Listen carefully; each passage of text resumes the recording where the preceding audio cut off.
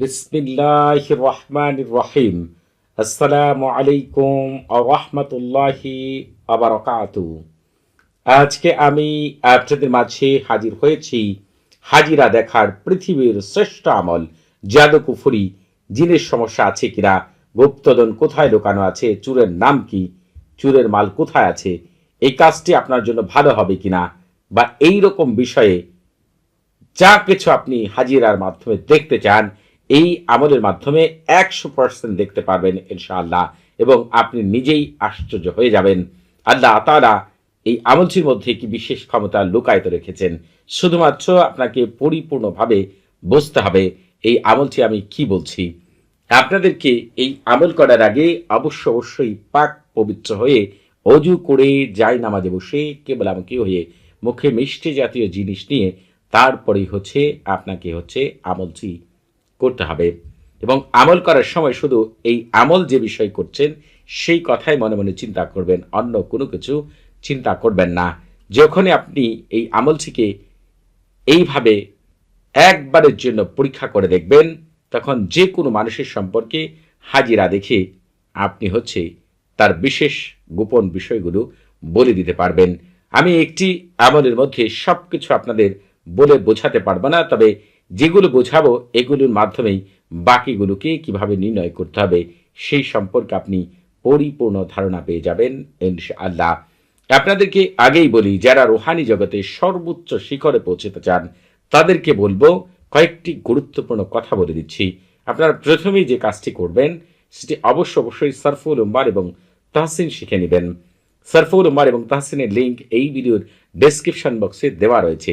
যে সকল শায়েখদের সরফুল উম্মার এবং তাহসিন জানা নেই, তারা যদি বলে যে রুহানি জগতে সর্বোচ্চ শিখরে পৌঁছে গিয়েছে, জিন জগতে বিচরণ রয়েছে, তারা অনেক কিছু জানে, তাহলে আমার মনে হয় মানুষের সাথে তারা মিথ্যা বিষয় প্রচার করছে। কারণ যতক্ষণ পর্যন্ত না ওই ব্যক্তি সরফুল উম্মার এবং তাহসিন না জানবে, ততক্ষণ পর্যন্ত তার কলবের যে পর্দা রয়েছে এবং তৃতীয় চক্ষু যেটি রয়েছে সেটি কখনোই খুলবে না। অতএব আপনারা প্রথমেই যারা এই বিষয়ে পারদর্শী হতে চান এবং জীবনের শ্রেষ্ঠ হাজিরা দেখার বিষয়টি পরিপূর্ণভাবে আয়ত্ত করতে চান, তারা সরফুল উম্মার এবং তাহসিন শিখে নেবেন। এই আমল করার ক্ষেত্রে প্রথমেই আপনি সরফুল উম্মার এবং তাহসিন করবেন। আগে থেকেই আপনাকে যেটি করতে হবে, বাজার থেকে কয়েকটি কলম কিনে আনতে হবে, তবে প্রতিটি কলমের কালার একই রকম হতে হবে, সাইজ, দৈর্ঘ্য, প্রস্থ সবকিছু একই রকম হতে হবে। সেই কথাটি মনে রেখেই আপনারা কলমগুলো কিনবেন। ধরেন 7-8টা কলম কিনতে পারেন। এরপর আপনাকে বাজার থেকে এক দামে কিছু সাদা কাপড় কিনে আনতে হবে। কেনার পরে আপনি এই কাপড়গুলোকে যেটি করবেন, দৈর্ঘ্যে 60 সেন্টিমিটার এবং প্রস্থে 2.5 সেন্টিমিটার করে কেটে নেবেন। কম বেশি হতে পারে, আপনার সুবিধা অনুযায়ী আপনি কয়েকটি টুকরা কেটে নেবেন কাপড়ের। তারপরে প্রতিটি টুকরার মধ্যে আপনি এই যে লা এবং নাম, এই দুইটি কথাকে আপনি লিখবেন।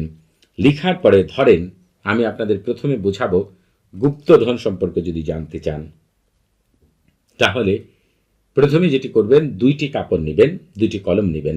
2টি কাপড়ের মধ্যে এই যে নামগুলো রয়েছে সেগুলো আপনি লিখবেন। লিখার পরে কোন জায়গায় আপনি মনে করেন গুপ্তধন রয়েছে এই সম্পর্কে জানতে চান, ওই স্থানের নাম লিখবেন 2টি কাপড়ের মধ্যেই। লিখার পরে 2টি কাপড়কে 2টি কলমের মধ্যে ভালো করে আপনি পেঁচাবেন। পেঁচানোর পরে আপনি যে কাজটি করবেন সেটি পবিত্র কোরআনে একটি সূরা দেখিয়ে দিচ্ছি আপনাদেরকে। যারা আরবি পাঠ করতে পারেন না তারা বাংলা উচ্চারণ স্ক্রিনে পেয়ে যাবেন, সেই বাংলা উচ্চারণ দেখেও আপনারা পাঠ করলেও চলবে।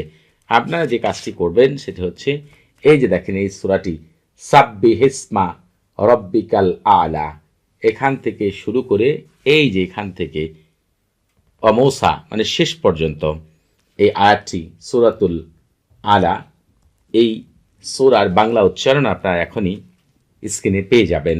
আপনারা এই সূরাটিকে কলম দুটি, কাপড় পেছনে কলম দুটি আপনার ডান হাতে নেবেন এবং আপনার সামনে কিছু পানি রাখবেন একটি পাত্রের মধ্যে। এরপরে আপনি এই সূরাটিকে 3 বার পাঠ করবেন। 3 বার পাঠ করার পরে আপনার হাতে সেই কলম এবং কাপড় পেঁচানো কলমের মধ্যে ফু দিবেন। ফু দেওয়ার পরে আপনি এই কাপড় পেঁচানো কলমগুলোকে পানির মধ্যে ছেড়ে দিবেন। আপনি দেখতে পাবেন একটি কলম ডুবে যাবে, আরেকটি হচ্ছে আপনার ভেসে থাকবে। যেটা ভেসে থাকবে সেটা আপনি উঠাবেন। ওঠানোর পরে আপনি দেখতে পাবেন, অর্থাৎ ওই জায়গায় আপনি নিজেই লিখবেন আছে কি নেই। দুইটা জায়গার নাম লিখবেন। যেটা ভেসে যাবে ওই জায়গায় গুপ্তধন আছে সেই সম্পর্কে আপনি জানতে পারবেন। আর যদি দুটি ডুবে যায় তাহলে আপনাকে বুঝতে হবে যে সেখানে গুপ্তধন নেই। আর যদি দুটি উপরে উঠে যায় তাহলে বুঝতে হবে ওই দুই জায়গায় গুপ্তধন রয়েছে। এখন আপনি যদি কারো জাদু কুফুরি, জিন, বদনজর এইসব সমস্যা আছে কিনা, তাহলে যেটি করবেন, 4টি কাপড়ের মধ্যে একটির মধ্যে জাদু লিখবেন, আরেকটার কুফুরি লিখবেন, আরেকটির মধ্যে হচ্ছে জিন লিখবেন, আর একটা বদনজর লিখবেন। এবং প্রতিটার মধ্যেই হচ্ছে এই যে লা এবং নাম, এই দুটি কথাকে লিখবেন। তারপরে কলমের মধ্যে পেঁচাবেন। 4টিকে আপনার হাতে নিয়ে, 4টি কলমকে হাতে নিয়ে সূরাতুল আলা 3 বার পাঠ করে 3টি ফু দিবেন। তবে সেটিকে সে পানির মধ্যে ছেড়ে দিবেন। যদি দেখেন 4টি ডুবে গিয়েছে তাহলে ধরবেন একটি সমস্যা নেই। যদি 3টিও ডুবে থাকে, একটু উঠে যায়, তাহলে বুঝতে হবে যে ওইটাই হচ্ছে মূল সমস্যা। যদি হচ্ছে 2টা উঠে তাহলে বুঝবেন 2টা সমস্যা রয়েছে।